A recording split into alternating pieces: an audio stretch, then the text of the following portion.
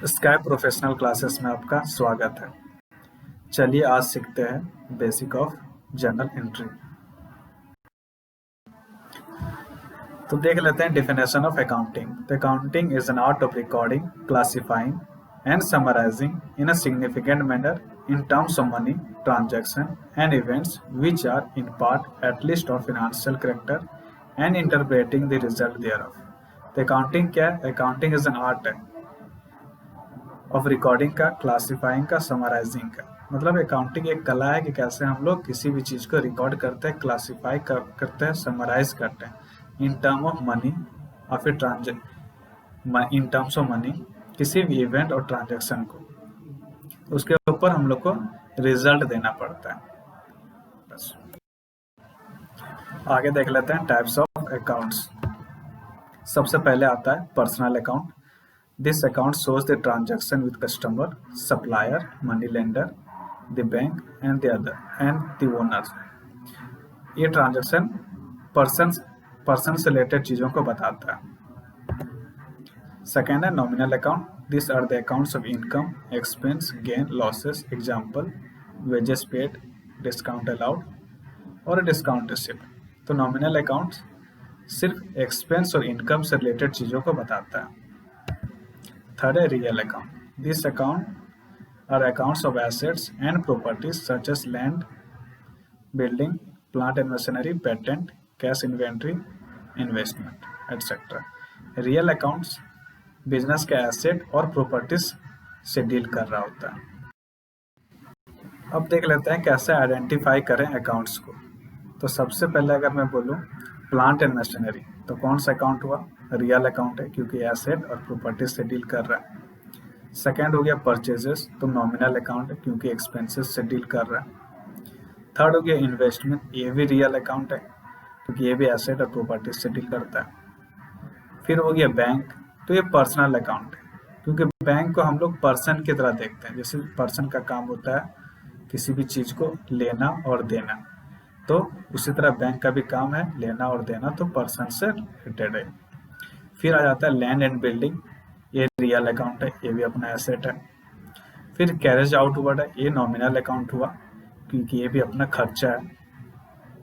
फिर रेंट हो गया, ये भी खर्चा है तो ये भी नॉमिनल अकाउंट है। फिर Tata iron and steel company limited, ये पर्सनल अकाउंट है क्योंकि ये भी पर्सन्स का डिफिनेशन में आता है।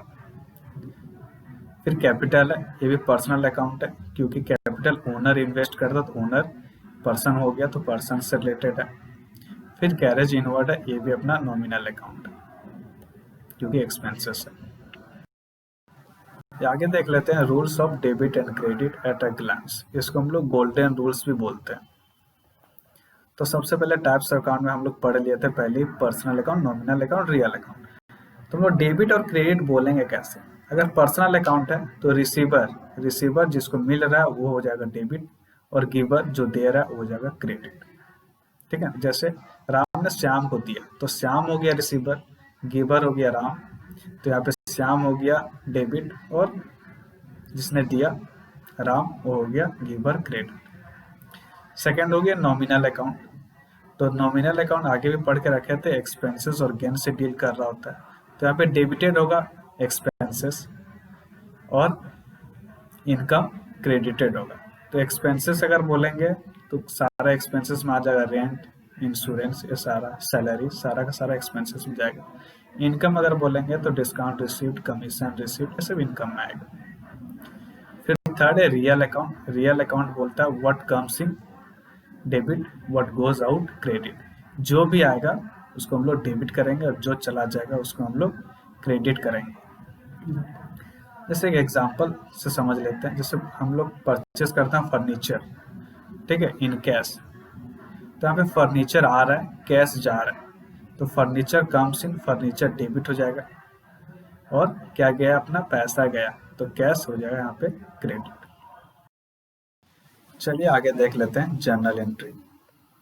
नंबर 1 है मिस्टर ये started business with ₹50,000 in cash.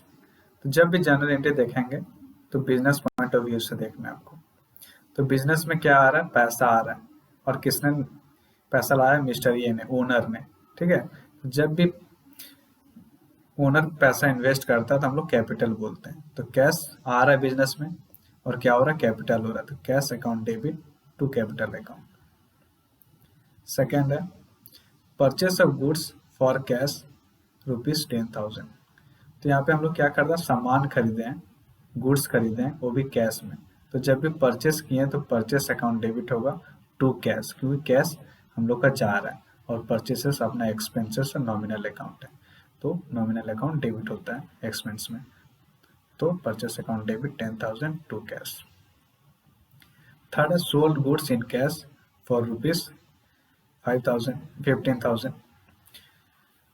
तो यहाँ पे सामान बेच रहे हैं तो पैसा आएगा, तो पैसा आएगा तो कैश अकाउंट डेबिट होगा, क्योंकि ये अपना रियल अकाउंट है। और आगे ही पढ़ रखे हैं हम लोग व्हाट कम्स इन डेबिट होता है रियल अकाउंट में, तो कैश आ रहा है तो 15,000 कैश डेबिट होगा। और 2 में होगा सेल्स, क्रेडिट होगा अपना सेल्स, क्योंकि ये इनकम है, नॉमिनल अकाउंट है 15,000। फिर फोर्थ है purchase goods from x in cash.